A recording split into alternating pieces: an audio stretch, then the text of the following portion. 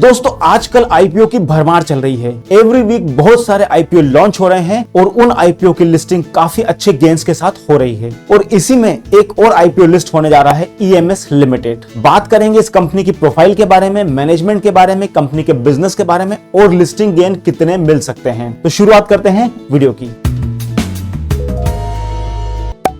ये कंपनी है EMS limited जो कि यूपी बेस्ड कंपनी है और कंपनी सीवरेज सॉल्यूशन प्रोवाइडर होने के साथ साथ water supply system, water and waste treatment plants, electrical transmission and distribution, road and allied works related work को करती है। कंपनी की मैक्सिमम रेवेन्यू या यूं कहूं कि 100% रेवेन्यू गवर्नमेंट प्रोजेक्ट से आती है, यानी कि कंपनी के जो कस्टमर हैं वो लोकल कॉर्पोरेट बॉडीज और गवर्नमेंट ऑर्गेनाइजेशंस हैं। कंपनी के प्रोमोटर्स की बात करें तो सबसे पहला नाम आता है मिस्टर रामवीर सिंह का, जिनकी एज तकरीबन 60 साल के आसपास है और वो पेशे से एक इंजीनियर हैं। मिस्टर रामवीर सिंह 35 ईयर से भी ज्यादा का अनुभव रखते हैं सिविल कंस्ट्रक्शन और इंजीनियरिंग फील्ड में। मिस्टर रामवीर सिंह कंपनी के चेयरमैन और डायरेक्टर हैं। कंपनी के एक और फाउंडिंग प्रमोटर है मिस्टर आशीष तोमर, जिनकी एज तकरीबन 35 इयर्स है और वो कंपनी के एमडी के रूप में काम कर रहे हैं। Mister Ashish Tomar is having a vast knowledge and experience in the field of project like sewerage work, electricity transmission and distribution work. Company के प्रमोटर और प्रमोटर ग्रुप्स की अगर होल्डिंग्स की बात करते हैं तो मिस्टर रामवीर सिंह के पास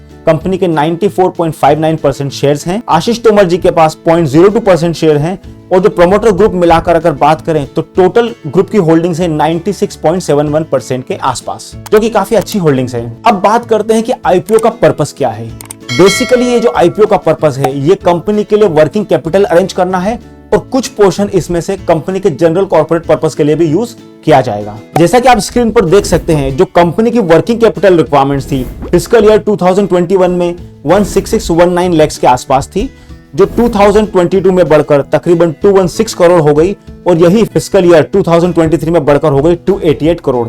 यानी कि कंपनी की जो वर्किंग कैपिटल रिक्वायरमेंट है वो डे बाय डे बढ़ रही है और यही मेन पर्पस है जिसकी वजह से कंपनी आईपीओ लेकर आई है। यहाँ पर अच्छी बात यह है कि कंपनी ने अपने रिसीवेबल्स को काफी अच्छी तरह से मैनेज किया है। कंपनी के ट्रेड रिसीवेबल जो फिस्कल ईयर 2021 में 103 डेज थे वो रिड्यूस होकर 84 डेज हो गए हैं। यानी कि कंपनी की जितनी रेवेन्यू है उसका आउटस्टैंडिंग तकरीबन 84 डेज के आसपास है। कंपनी के ट्रेड पेबल्स की अगर बात करें तो जहां पर कंपनी पहले 71 डेज का आउटस्टैंडिंग रखती थी ट्रेड पेबल्स के लिए, वो कम होकर 14 डेज हो गया और इसी वजह से कंपनी को वर्किंग कैपिटल की रिक्वायरमेंट्स बढ़ गई है।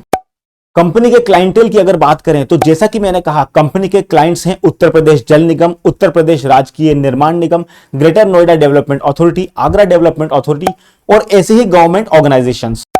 एक नजर डालते हैं कंपनी के फाइनेंशियल्स पर। कंपनी की जो टोटल इनकम थी फिस्कल ईयर 2021 में 336 करोड़ से बढ़कर फिस्कल ईयर 23 में तकरीबन 543 करोड़ के आसपास पहुंच गई है, which is very commendable. Company का पेट मार्जिन जो 71 करोड़ था फिस्कल ईयर 21 में वो बढ़कर हो गया है 108 करोड़ के आसपास फिस्कल ईयर 23 में, यानी कि काफी अच्छी ग्रोथ प्रॉफिट में देखी गई है। कंपनी का पेट मार्जिन स्लाइटली रिड्यूस हुआ है, जो फाइनेंशियल ईयर 21 में 21.76% के आसपास था वो फिस्कल ईयर 2023 में कम होकर 20.18% हो गया है। तो यहां पर आप देख सकते हो कि प्रॉफिट मार्जिन थोड़ा सा स्लाइटली रिड्यूस हुआ है। कंपनी की नेट वर्थ फिस्कल ईयर 2021 में 302 करोड़ से बढ़कर फिस्कल ईयर 23 में 488 करोड़ के आसपास पहुंच गई है। Debt equity ratio fiscal year 23 में कंपनी का बहुत कम है। आप यहां पर देख सकते हो कि डेट इक्विटी रेशियो कंपनी का फिस्कल ईयर 2023 में मात्र 0.09 है, which is very healthy report for the company। Company की रिटर्न ऑन कैपिटल एम्प्लॉयड की बात करें तो 28.26% है फिस्कल ईयर 23 के लिए और रिटर्न ऑन इक्विटी है 22.27%। ये दोनों ही पैरामीटर ये दिखाते हैं कि कंपनी अपने बिजनेस में अच्छा प्रॉफिट मार्जिन अर्न कर रही है। FY23 के आधार पर कंपनी का जो प्राइस इक्विटी रेशियो निकल कर आता है वो है 10.78 के आसपास। इसको देखते हुए मैं ये कह सकता हूं कि आईपीओ का जो प्राइस है वो काफी रिजनेबल है और लिस्टिंग गेन की पूरी संभावना यहां पर बन रही है। कंपनी की ऑर्डर बुक की अगर बात करें तो 31 जुलाई 2023 को कंपनी के पास तकरीबन 1745 करोड़ के ऑर्डर बुक हैं और इसको देखते हुए हम ये कह सकते हैं कि कंपनी के पास तकरीबन 3 साल के रेवेन्यू जितना ऑर्डर बुक अवेलेबल है। अब देखते हैं कंपनी की आईपीओ डिटेल्स। कंपनी का टोटल आईपीओ साइज है 321.24 करोड़ और कंपनी का आईपीओ प्राइस 200 से 211 के बीच में रखा गया है। कंपनी एनएससी और बीएससी दोनों ही प्लेटफॉर्म पर लिस्ट होने वाली है। कंपनी का इश्यू ओपन हुआ है 8 सितंबर 2023 को और 12 सितंबर 2023 को आईपीओ बंद हो जाएगा। कंपनी के शेयर्स का फेस वैल्यू 10 रुपीज है और एक लॉट साइज है 70 क्वांटिटी का। आईपीओ के लॉट की अगर बात करें तो रिटेल में 70 शेयर्स का एक लॉट बनाया गया है, जबकि रिटेल में मैक्सिमम 13 लॉट्स के लिए अप्लाई किया जा सकता है, जिसकी वैल्यू निकल कर आती है तकरीबन 1,92,000 के आसपास। एचएनआई कैटेगरी में जो मिनिमम लॉट साइज है वो 14 का है और मैक्सिमम लॉट साइज 67 का है। यहां पर मैं एक बात आपको याद दिला देता हूं कि कंपनी का आईपीओ ऑलरेडी ओवर सब्सक्राइब हो चुका है, तो आपको आईपीओ में सिर्फ एक लॉट के लिए अप्लाई करना चाहिए। और मेरी ये उम्मीद रहेगी कि अगर आप रिटेल कैटेगरी में अप्लाई करते हैं ना कि एचएनआई में, तो आपको अलॉटमेंट मिलने के ज्यादा चांसेस हैं। अगर फैमिली में आपके मदर्स का, फादर का और किसी फैमिली मेंबर का भी अगर डीमैट अकाउंट है तो आपको उस डीमैट अकाउंट से भी अप्लाई करने के लिए कोशिश करना चाहिए। कंपनी का आईपीओ अलॉटेड किया जाएगा 15 सितंबर को। जिनको भी कंपनी के आईपीओ में अलॉटमेंट नहीं मिला है उनको रिफंड स्टार्ट हो जाएगा 18 सितंबर से और 20 सितंबर को डीमैट अकाउंट में शेयर अलॉट हो जाएंगे, क्रेडिट हो जाएंगे जिनको भी आईपीओ में अलॉटमेंट मिला है। कंपनी की लिस्टिंग डेट 21 सितंबर बताई जा रही है। ईएमएस लिमिटेड ने अपने प्रोस्पेक्ट्स में जिस कंप्यूटर के बारे में इंफॉर्मेशन दी है वो है वीए टेक वबाग लिमिटेड और इसके रेवेन्यू की अगर बात करें तो वीए टेक का रेवेन्यू 2960 करोड़ के आसपास है फाइनेंशियल ईयर 2023 के लिए और रिटर्न ऑन कैपिटल एम्प्लॉयड 4.62% है और रिटर्न ऑन इक्विटी 0.69% है। तो अगर रिटर्न ऑन कैपिटल एम्प्लॉयड और रिटर्न ऑन इक्विटी के बेसिस पर दोनों का कंपैरिजन किया जाए तो ईएमएस लिमिटेड काफी अच्छा परफॉर्मेंस दे रही है। हालांकि वीए टेक काफी बड़ा प्लेयर है इस स्पेस में, जो कि हमें उसके रेवेन्यू को देखकर पता चलता है। यहां पर एक बात और याद रखने वाली है कि VA tech operating cash flow में पॉजिटिव है, जबकि ईएमएस लिमिटेड के ऑपरेटिंग कैश फ्लो नेगेटिव निकल कर आया है, जो थोड़ा सा चिंता का विषय है। इसका मतलब यह हुआ कि कंपनी अपने ऑपरेशन से कैश फ्लो जनरेट नहीं कर पा रही है। दोस्तों, रिसेंटली एक कंपनी विष्णु प्रकाश आर पुंगली का आईपीओ अलॉटमेंट हुआ था और उस कंपनी ने काफी अच्छा परफॉर्मेंस दिखाया था। कंपनी के शेयर तकरीबन 65% गेन के साथ लिस्ट हुए थे। मैं इस कंपनी की बात इसलिए कर रहा हूं क्योंकि यह कंपनी भी सेम रिलेटेड फील्ड में ऑपरेट करती है। अब बात करते हैं कंपनी के पॉजिटिव और नेगेटिव दोनों फैक्टर्स की। जो सबसे पहला पॉजिटिव फैक्टर है कंपनी का वो ये है कि कंपनी जो फंड उठा रही है वो कंपनी वर्किंग कैपिटल रिक्वायरमेंट्स के लिए यूज कर रही है, यानी कि ये पैसा कंपनी के बिजनेस में यूज होने वाला है। जो सेकंड पॉजिटिव फैक्टर है कंपनी के बारे में कि company almost debt free company है और किसी भी कंपनी का डेट फ्री होना उस कंपनी के लिए बहुत बड़ा पॉजिटिव फैक्टर माना जाता है। कंपनी का अगर नेगेटिव फैक्टर की बात करें तो सबसे पहला नेगेटिव फैक्टर है कि कंपनी की डिपेंडेंसी 3-4 स्टेट्स पर।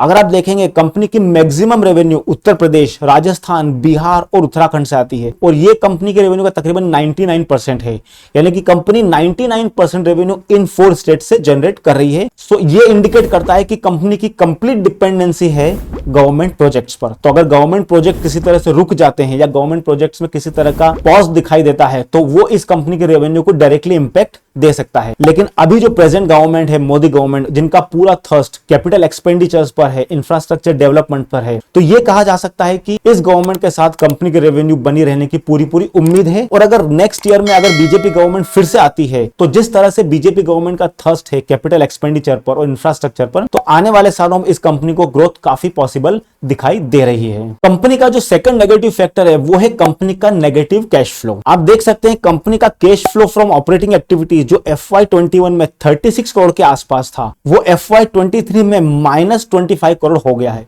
इसका मतलब यह कि कंपनी अपने ऑपरेशन से कैश फ्लो जनरेट नहीं कर पाई है FY23 में।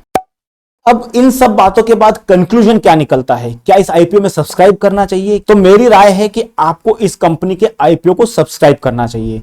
उसके मल्टीपल रीजन है। द फर्स्ट रीजन ये कि कंपनी के आईपीओ को जो ग्रे मार्केट में रेट बताया जा रहा है वो तकरीबन 100 से 125 रुपए के आसपास है, यानी कि कंपनी 40 से 50% के आसपास लिस्टिंग गेन की उम्मीद रख सकते हैं। जो सेकंड फैक्टर है वो ये है कि इसी सेक्टर में काम करने वाली कंपनी विष्णु प्रकाश आर पुंगली का लिस्टेड हुआ था आईपीओ रिसेंटली और जहां पर 65% के गेन देखे गए थे। तो जिस तरह से आईपीओ मार्केट चल रहा है और आईपीओ मार्केट में काफी अच्छे गेन्स देखने को मिल रहे हैं, मुझे ऐसा लगता है कि ये आईपीओ भी 40 से 50% तक का गेन लिस्टिंग के दिन दिखा सकता है। सो मेरा एनालिसिस ये कहता है कि इस कंपनी के आईपीओ में इन्वेस्ट करना चाहिए, आईपीओ में पैसा लगाना चाहिए और अगर आईपीओ के दिन आपको 40 से 45% के आसपास का गेन मिलता है तो एक बार के लिए एग्जिट कर लेना चाहिए। आईपीओ लिस्ट होने के बाद क्या कंपनी में इन्वेस्ट करना चाहिए या नहीं, ये अभी कहना थोड़ा मुश्किल है, क्योंकि आईपीओ के दिन अगर कंपनी 40 से 60% के गेन के साथ खड़ी होती है तो फिर मुझे नहीं लगता है कि कंपनी में इन्वेस्ट करना चाहिए।